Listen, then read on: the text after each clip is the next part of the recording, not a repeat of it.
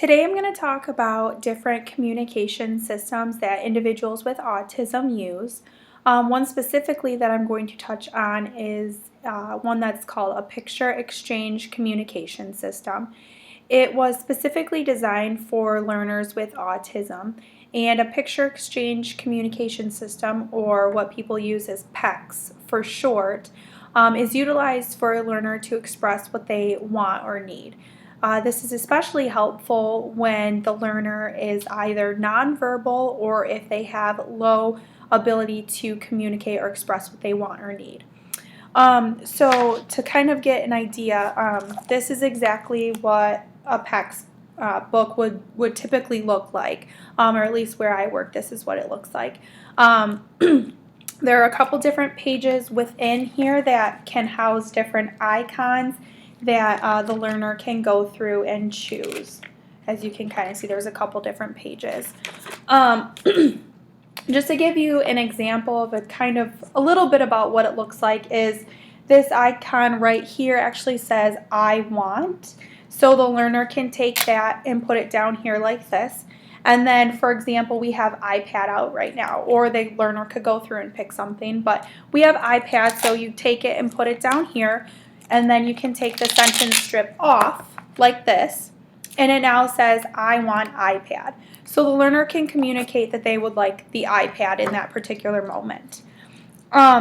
In regards to the PECS, though, there's quite a few different phases that the learner gradually builds their skills upon. And with most things, like, you have to start small and then kind of build the skill up to something like a sentence strip like this.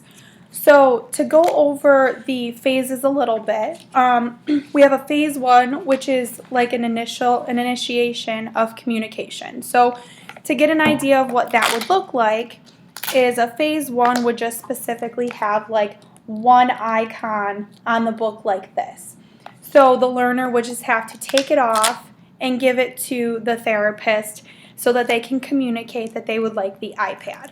And just because it's phase 1, there's only one icon on here so that it's not confusing to the learner to have to discriminate between different icons or have to go through the book. It's just kind of getting them used to what a PECS book is and the exchange of an icon for an item.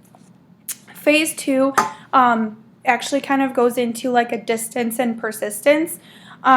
So you can have like different rooms that the learner is asking for items that they prefer, or you can actually have like the book close to them and they have to come give it to you, a couple feet away, like 1 or 2 feet away, or even 5 feet away, or maybe you're across the room and you want them to communicate to you that they want something. So they take the icon off of the book and come over and give it to you, like specifically acknowledging that they want something from you.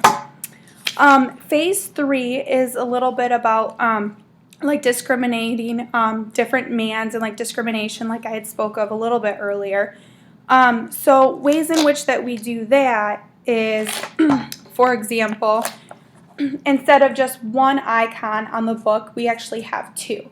So there's 2 different options now that the learner has to choose from. So you can have them separated like this. You can kind of move them around, but the main point is that they have to discriminate between the 2 pictures that are on here and pick the one that they want in order to give it to you. But this is usually where you have like something that's really highly preferred with something that's really not preferred at all, so that they know that, okay, this is what I want, it's really highly motivating for me, and they can discriminate between the pictures. In regards to a phase 4, as I showed you a little bit earlier, that deals with like a sentence strip. So the learner will always have then this on their PECS book, and then they have different phrases like I want, and then they can kind of either have something on the book like this, and then eventually what the plan is that they can go through and discriminate between the pictures on the different pages and pick out what it is that they want. So whether it is, they need a break, for example, or if they want to go, play basketball, if they need to go to the bathroom. So there's very different types of icons that you can make for the learner to use. Some are like absolute necessities, or if they're hungry, they can ask for a snack, for example. Or like I showed you just a second ago, like a break icon. These icons are extremely important because sometimes they just need a break, or sometimes they have to go to the bathroom, and you want them to be able to communicate that to you so that you can help them effectively. So that's a little bit about a PECS book.